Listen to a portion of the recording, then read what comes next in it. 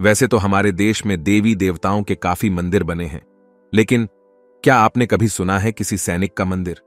एक ऐसा मंदिर जहां दूर दूर से लोग पूजा अर्चना करने के लिए आते हैं। वह मंदिर किसी देवी देवता का नहीं, बल्कि भारतीय सैनिक बाबा हरभजन सिंह का है। नए वीडियो में आपका स्वागत है। इस वीडियो में हम बाबा हरभजन सिंह की एक सच्ची कहानी सुनने जा रहे हैं। विभिन्न मान्यताओं के अनुसार बाबा हरभजन सिंह मरने के बाद भी अपनी नौकरी कर रहे हैं। यह सुनकर आपको काफी हैरानी हुई होगी, लेकिन यह एक सच है। सिक्किम में बने बाबा हरभजन सिंह का मंदिर बहुत लोगों का आस्था का भी प्रतीक माना जाता है। बाबा हरभजन सिंह का जन्म 30 अगस्त 1946 को गुजरांवाला पंजाब, वर्तमान पाकिस्तान के सदराना गांव में हुआ था। उन्होंने अपनी प्राथमिक शिक्षा वहीं के स्थानीय स्कूल से प्राप्त की थी।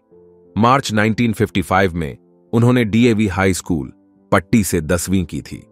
बचपन से ही वह एक फौजी बनना चाहते थे, जिसके चलते वर्ष 1966 को हरभजन सिंह भारतीय सेना के पंजाब रेजिमेंट में सिपाही के रूप में भर्ती हुए।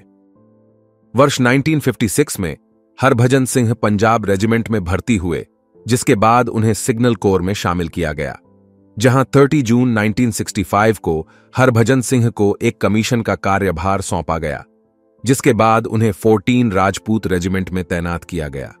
वर्ष 1965 के भारत पाकिस्तान युद्ध में उन्होंने महत्वपूर्ण भूमिका निभाई, जिसके चलते उनका स्थानांतरण 18 राजपूत रेजिमेंट में हुआ। वर्ष 1968 में हरभजन सिंह 36वीं पंजाब रेजिमेंट के साथ पूर्वी सिक्किम में तैनात किया गया। उसी वर्ष 4 अक्टूबर 1968 को वह पूर्वी सिक्किम के नाथुला दर्रे से डोंगचुई तक खच्चरों के एक समूह पर रसद लेकर जा रहे थे। विभिन्न स्रोतों के अनुसार यह कहा जाता है कि उसी समय उनका पैर फिसल गया और वह नदी में गिर गए। तेज बहाव होने के कारण उनका शरीर 2 किलोमीटर दूर चला गया। जब इस दुर्घटना की सूचना भारतीय सेना के उच्च अधिकारियों को मिली, तभी उन्होंने हरभजन सिंह की तलाश करनी शुरू कर दी, जिसमें 5 दिन तक सर्च ऑपरेशन चला। फिर उन्हें लापता घोषित कर दिया गया।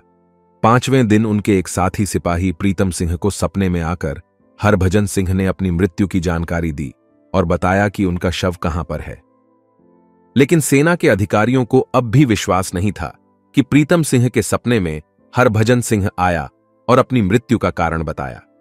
सेना में किसी ने भी प्रीतम सिंह की बातों पर यकीन नहीं किया, और जब उनके शव का कोई पता नहीं मिलने पर सेना के कुछ अधिकारी हरभजन सिंह के बताए स्थान पर गए, जहां उन्हें हरभजन सिंह का मृत शरीर मिला, जिसे देख सेना के सभी अधिकारी आश्चर्यचकित रह गए। उन्होंने प्रीतम सिंह से माफी मांगी और सम्मानपूर्वक हरभजन सिंह का अंतिम संस्कार किया। संस्कार के कुछ समय बाद एक बार फिर हरभजन सिंह प्रीतम सिंह के सपने में आए और अपनी समाधि बनाने की इच्छा व्यक्त की, जिसके चलते सेना के उच्च अधिकारियों ने छौकिया छो नामक स्थान पर उनकी समाधि बनाई। विभिन्न सैनिक अधिकारियों के अनुसार कहा जाता है कि मृत्यु के बाद भी बाबा हरभजन सिंह अपनी ड्यूटी करते हैं और चीन की सभी गतिविधियों पर नजर रखते हैं और समय समय पर सैनिकों को सतर्क करते रहते हैं, जिसके चलते हरभजन सिंह पर लोगों का इतना विश्वास बराच गया। सेना द्वारा बाकी सभी की तरह हरभजन सिंह को भी वेतन, 2 महीने की छुट्टी इत्यादि सुविधाएं दी जाती थीं, लेकिन अब वह रिटायर हो चुके हैं, जिसके चलते भारतीय सेना द्वारा उन्हें मरणोपरांत कैप्टन की उपाधि से सम्मानित किया।